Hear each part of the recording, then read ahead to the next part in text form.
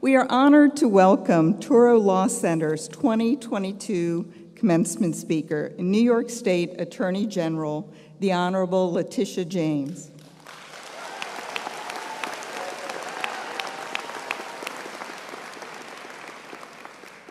A.G. James is the 67th Attorney General for the state of New York.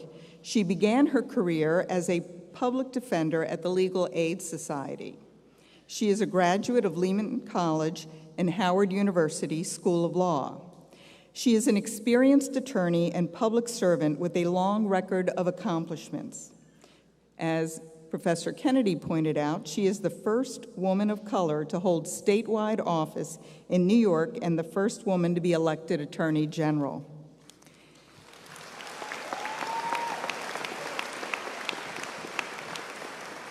In 2013, Ms. James was elected public advocate for the city of New York and became the first woman of color to hold citywide office. As public advocate, Ms. James served as a watchdog over New York City government agencies and as an advocate for the city's most vulnerable communities. She is credited with the transformation of the Public Advocate's Office to be a formidable engine for change. Her office handled more than 32,000 constituent complaints and passed more legislation than all previous public advocates combined. Prior to serving as public advocate, Ms. James represented the 35th Council District in Brooklyn in the New York City Council for 10 years. Before her election to the City Council, Ms. James served as the head of the Brooklyn Regional Office of the New York State Attorney General's Office.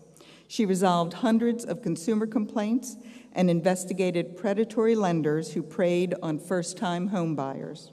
She has a long history of working for and on behalf of the residents of the state of New York. Please join me in welcoming the Honorable Letitia James to the podium.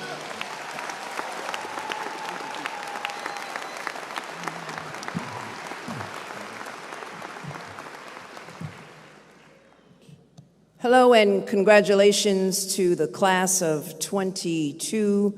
I want to thank the Dean for that kind introduction and for the opportunity to address these future lawyers who will go on to practice law across this state, the nation, and the globe.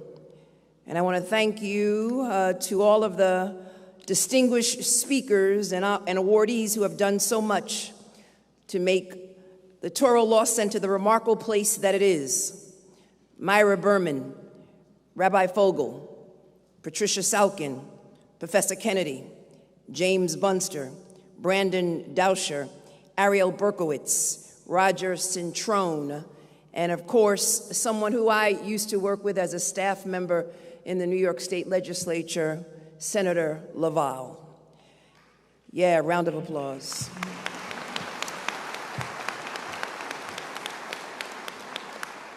But I can't help myself. I've got to give a special shout out to Bianca Wheeler,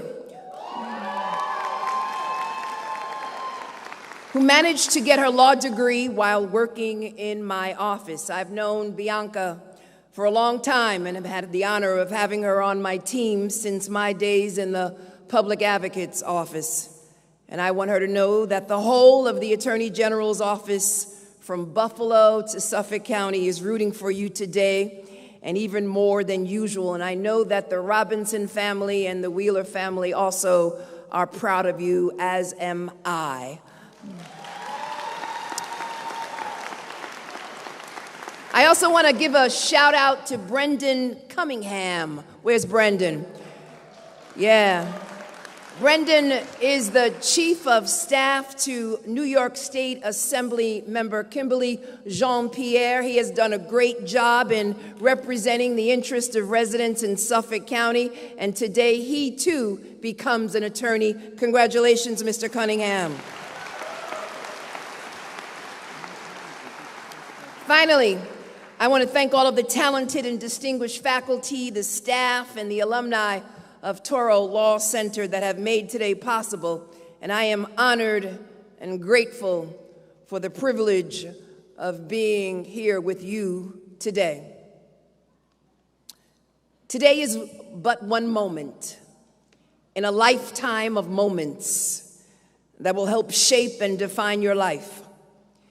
Throughout the years, the Toro Law Center has served as a beacon of academic excellence. Students from every corner of this state and from all around the world are drawn to this campus. And as I look out at all of you, this remarkable, welcoming community that you have helped build here is on full display today. It's a community that will be forever etched into your hearts. And you will carry this community spirit with you all throughout your lives. Toro has taught you to be forthright in your argument, in depth in your thought, focused in study, artful in persuasion, accurate in your analysis, and compassionate in your zeal for justice. And years from now, when you trace over your careers, I am confident that you will find that the years that you have spent at Toro were among the most impactful and intentional. And the sheer power and influence of your degree, I am more than confident, will open doors to unlimited opportunities. In your time at Toro, you have learned how critical it is to ensure that everyone has equal access to the law, and that at its core, the purpose of all law is justice, and that the law has transformed and has had ripple effects across the landscape of this nation, shaping its direction. It is rooted in the foundation of this school. In fact, this school's namesake, Jacob D. Fuchsberg, represented a young boy who was tragically paralyzed. And he summed up the nation's first $1 million personal injury trial by telling the jury, every time you walk out of here with a proud feeling of full justice done, wherever it leads you, that spire has just reached a little more heavenward. That inspirational legacy, one that calls on us and you to strive for justice, was implanted on generations of lawyers over the course of their time at Toro, including each of you graduating today. And now, starting today, you will embark on a journey unlike any other as you continue to climb that spire. You have arrived here at this moment, and you walk in the footsteps of a principled heritage, because the founders of our Constitution proclaimed their ambition to form a more perfect union, and they obligated future generations like yours to refine this vision to meet the needs of each new era. Every one of you has a profound potential for being an agent of positive change in a career that demands the highest level of competence and ethics. Because we, my friends, my scholars, we are at a sobering moment in history. A nation torn, frayed, in need of answers. A fractured nation which is desperately seeking answers. And so, graduates, the fierce urgency of now requires that you step up. Someone once said that the law is one of the great healing professions. While medicine heals the body and clergy heals the soul, the law heals strife and rifts. At a time when our faith and trust and our basic institutions is being shattered, you scholars have to focus on what binds us and bend the arc of the moral universe towards justice. It is our struggles that help us to define who we are and what we are made of as a nation. And so on this day of song and celebration, this glorious day, a glorious day that God has made, I know that all of you scholars are truly remarkable, and you are up to the challenge. And how do I know that? Because in the midst of a global pandemic that has caused immeasurable loss and pain, while dealing with your own grief, while your lives were upended, while you were worried about your families and your loved ones, you're the only generation that I can recall. You managed to not only continue in law school, but to make it to graduation day.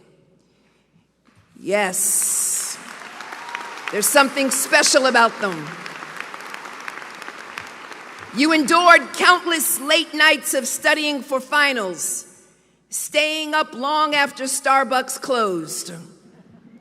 You poured hours into challenging work at clinics, doing everything from supporting families facing bankruptcy and foreclosure, providing pro bono legal services to vulnerable seniors, and serving the veterans who bravely served our nation.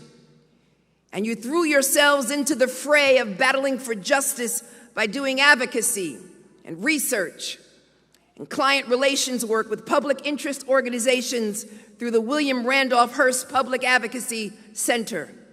You faced innumerable hardships, but you pressed on and you prevailed with your eyes on justice because you knew this education, your law degree, was worth the difficulty, because you knew that with this degree, you have the power to change the world, to move mountains.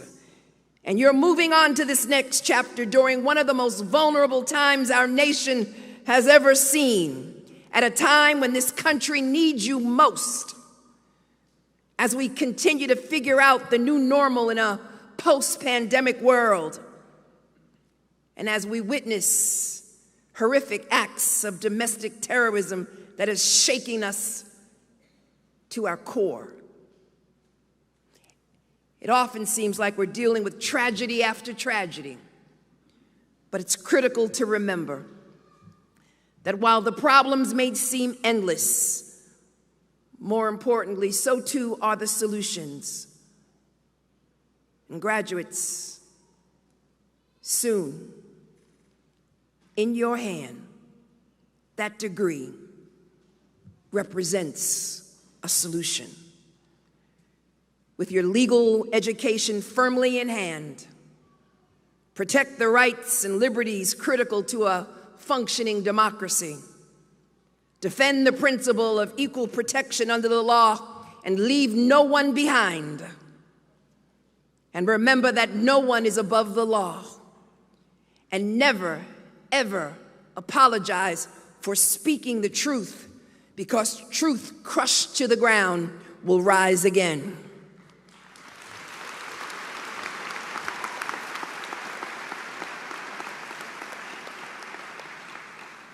Justice has come at a heavy price, but where presence and importance can never be ignored, but whose presence and importance can never be ignored. Class of 22, it is now your turn to take your place.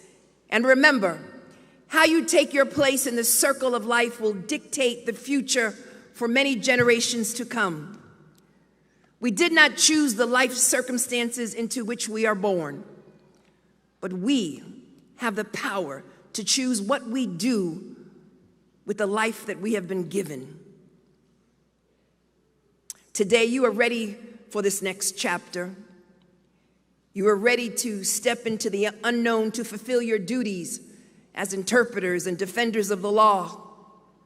You're ready to act as a sword and the shield, defending the rule of law and protecting those excluded from its reach. Make every second Every moment and every decision count. Never lose your soul, my friends. Never lose your principles or violate your principles. Always stay hungry. And always keep that fire for justice burning in your belly. And know that however you seek to better the world, know that all of these people out here who have supported you and who are filled with joy right now and pride, that they are rooting for you. I truly believe that the future is bright for our nation because you are all in it. And so again, my scholars, my colleagues, the amazing class of 2022, you crushed it, you did it. Congratulations.